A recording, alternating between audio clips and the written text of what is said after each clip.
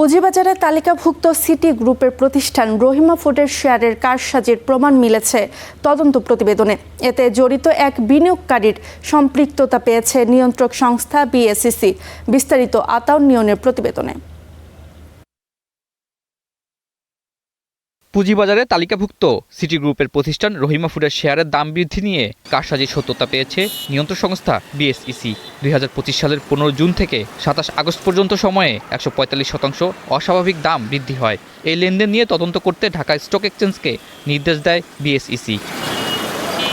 সম্প্রতি এই তদন্ত প্রতিবেদন জমা দেওয়া হয়, যেখানে দেখা যায় মোহাম্মদ দেলার হোসেন নামের এক বিনিয়োগকারী একাধিক বিও অ্যাকাউন্ট ব্যবহার করে শেয়ার কারসাজি করেছেন।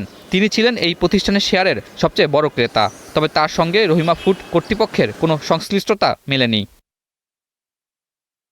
প্রতিবেদনে দেখা যায় 2.5 মাস সময়ের ব্যবধানে কোম্পানিটির শেয়ারের দাম 68 টাকা 90 পয়সা থেকে বেড়ে হয়েছে 168 টাকা 90 পয়সা। সোমবার প্রতিষ্ঠানটির শেয়ারের দাম 84 টাকা 60 পয়সায় অবস্থান করছে। সিটি গ্রুপের অঙ্গ প্রতিষ্ঠান রহিমা ফুড নারকেল ও এডিবল তেল উৎপাদন ও বাজারজাত করে থাকে। বর্তমানে পুঁজিবাজারের প্রতিষ্ঠানটি জেড ক্যাটাগরিতে রয়েছে। 2025-26 অর্থ বছরের প্রথম 9 মাসে শেয়ার প্রতি লোকসান ছিল 18 পয়সা। বাজার সংশ্লিষ্টরা বলছেন, শেয়ার লেনদেন নিয়ে নিয়ন্ত্রক সংস্থা বিএসইসি তদন্ত এবং পরবর্তী শাস্তির কার্যক্রম দেশের পুঁজিবাজারে দীর্ঘমেয়াদী স্বচ্ছতা ও জবাবদিহিতা নিশ্চিতের অংশ হিসেবে অত্যন্ত গুরুত্বপূর্ণ ভূমিকা পালন করবে। আতাউর নিয়ন, স্টার নিউজ, ঢাকা।